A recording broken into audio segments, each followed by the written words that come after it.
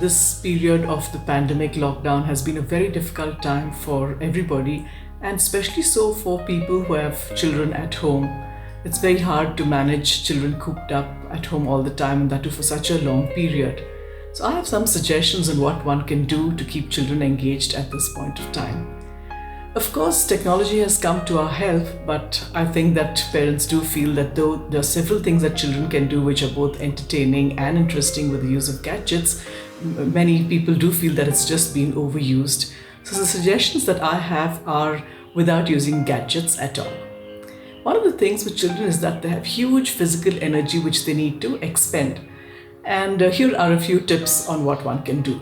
You can have some kind of a dance theme night at home, ask the children to play their favorite music or song, and everybody get together and dance. And you could join in too, it would be a lot of fun, and this would be a great workout as well for them.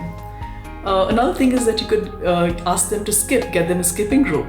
So, you know how children are all the time wanting to go jump up and down. It's a great way. And you could say, I'm going to time you and see how much you can jump within a minute and things like that. Or you can clear your dining table, make a TT table out of it, put books in the center for a net, and then you could just be having a great game of table tennis there. That's a great energy dispenser as well. If you live in an apartment, maybe, and if they allow it, you could ask them to run up and down and say, I'll see how many times you can go up in 2 minutes or something like that. You know, when you have some kind of a friendly competition for a child, either with siblings or by themselves, or you give them an incentive, they tend to respond very positively to that. Little children also tend to have a great deal of imagination and creativity, and they love to do things which are make-believe. So here are some tips for them. You could take a huge lot of bed sheets and cover your dining table with it. You can pretend that that's a cave in the jungle or a tent on a hilltop and do a little theme activity around it. You could go inside and serve them their meals or some snacks or treats inside, and it'll amuse and excite them quite a bit. Or you could have a treasure hunt around the house, get their favorite treats or a little gift, put it somewhere, hide it somewhere, and leave lots of little clues for them to go and actually find it. They'll keep them occupied for some time. And when it's an older child, they're watching so much of news, you could get them to pretend that they're journalists, get them to frame a couple of questions and interview maybe a family friend or maybe somebody who lives, whom you know very well or lives close by, of course, all on the phone at this point of time, and then ask them to write a little summary about it. So it becomes an exercise in, social interaction and improves the writing skills. That could be something that they do. Otherwise too, there are a lot of things that they can do as for little, maybe preteen children especially, or even teen ones. A wonderful exercise would be to write the family history or make a family tree.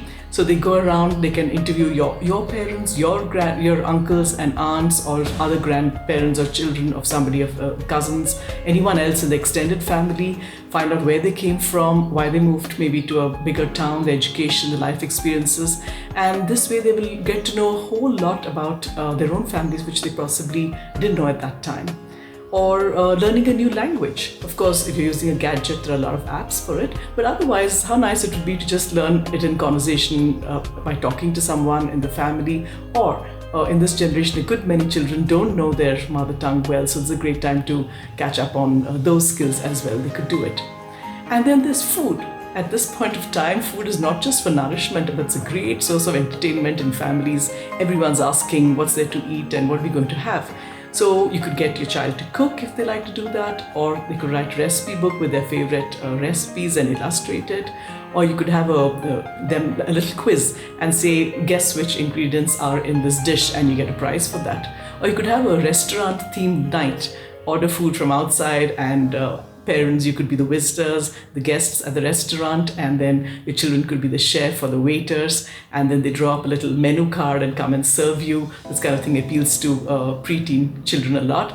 And of course, don't forget to give them a good tip at the end of it. That's something that they would like.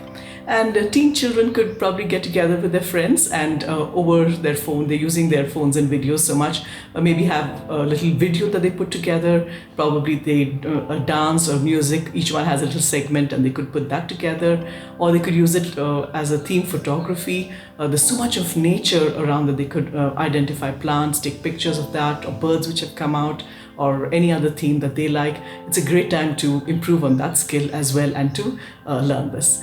And of course, it's a time when everybody is praying. We're praying because there's so much stress of jobs, of health, uncertainty about money, and so on. And I probably think that this could be a time when we can introduce a secular feeling to the home. Why not get them to learn a prayer from another faith? Possibly from another language, so maybe a verse from Arabic verse from the Quran, or an old Latin verse from the Bible, maybe a Sanskrit shloka, possibly all on the same theme, maybe about protection, good health, and they'll find that it's all the same in the end, and brings in a sense of unity as well. So these are ideas that could work possibly well even after the lockdown is over, maybe on a weekend if you want to go gadget free at some point. Let's hope some of these things can work for you and keep the family together and safe till things get back to normal.